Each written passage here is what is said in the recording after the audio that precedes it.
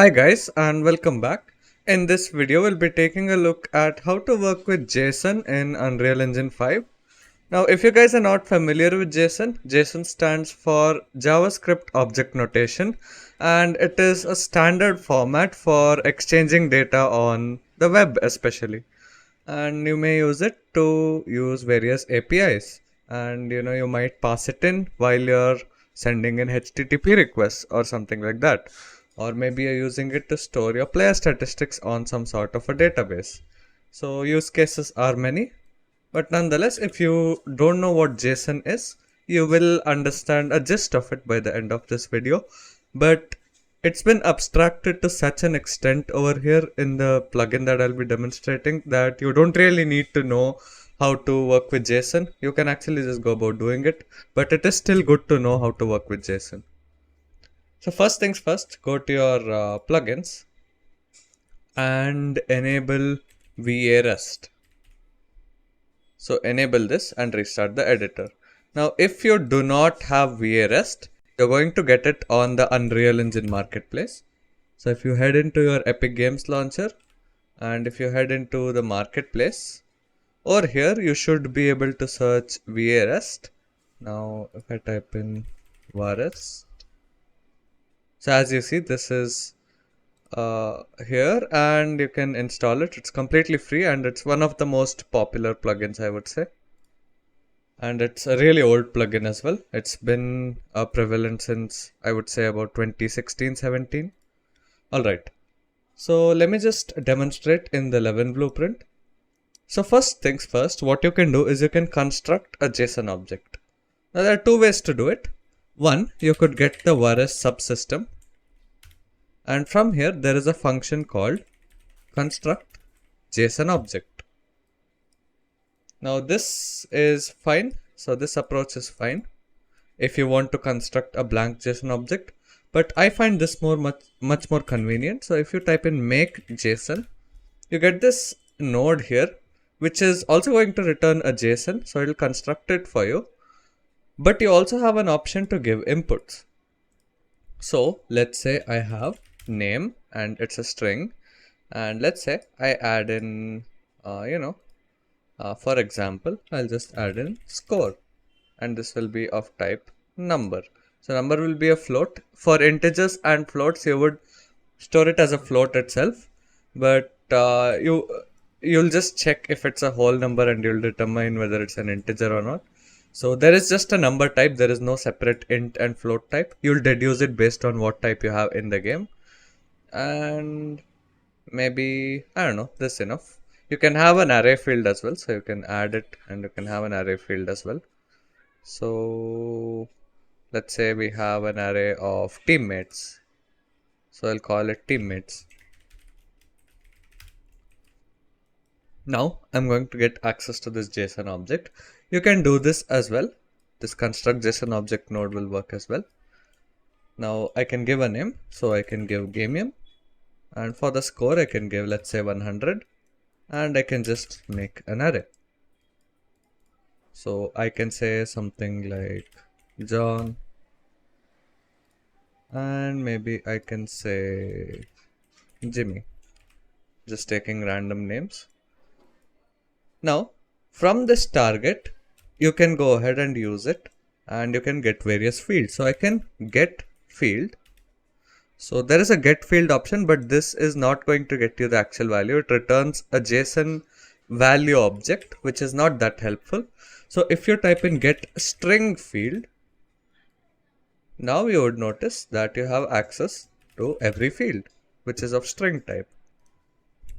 Now over here, if I were to go ahead and print it out, I would be able to print out the name here. Same, you can get a number field, you can get any other type of field. So that is just a simple way to construct a JSON. Now what you can also do is you can go ahead and convert this JSON into a string.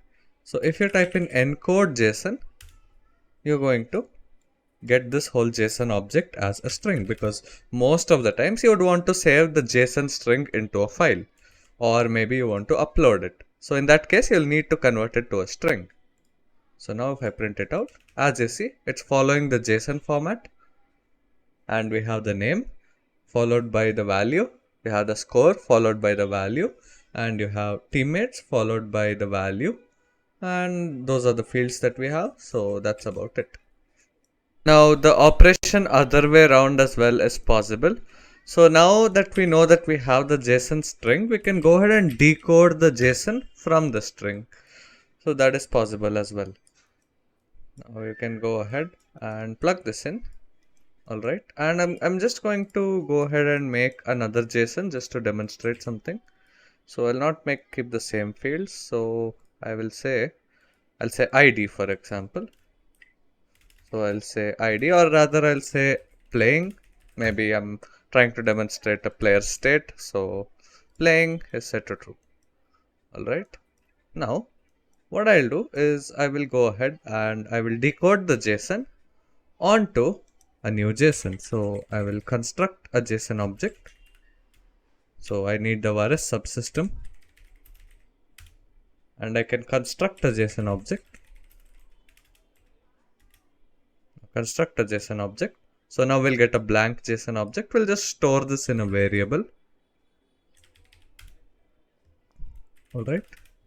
So just call this JSON. You can name it more meaningfully.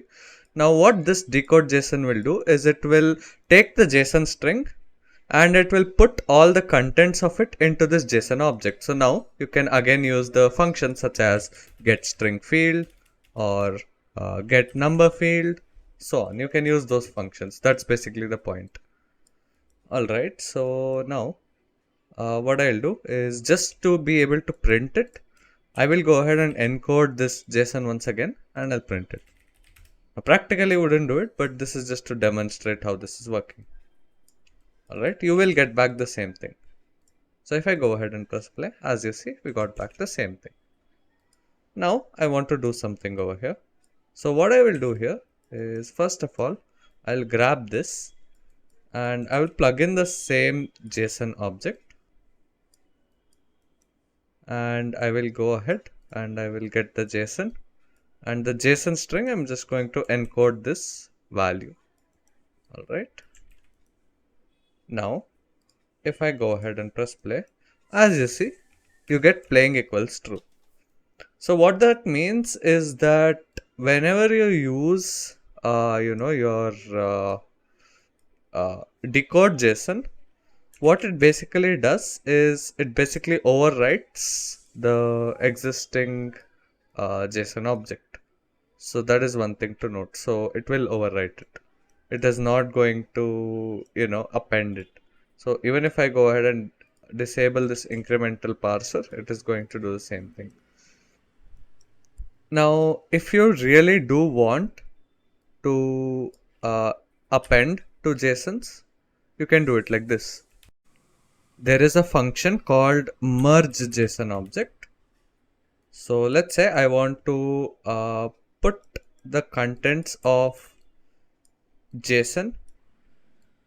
I want to put the contents of this JSON object over here. Now if I were to go ahead and print out JSON now, you'll notice that we have all the older fields, what we had previously. Along with that, we have playing equals true. So this is how you'd go about appending to JSON objects.